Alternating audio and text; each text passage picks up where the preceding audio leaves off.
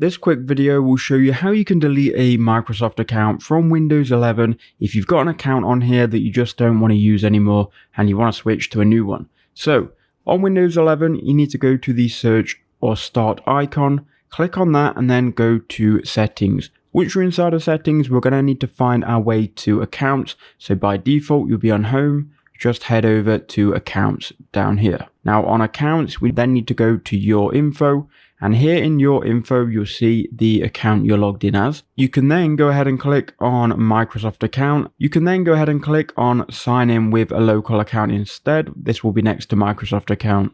Once you do that, it will open this window and give you some more info, which you can go ahead and either back up if you want to, but I'm just going to click skip this step. Now it's going to tell you the account that you're currently using. You can then click next.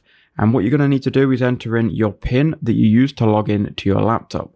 Now we can create a new local account. So we're deleting the old one from Windows. We're creating a new one. So you just want to enter it in here.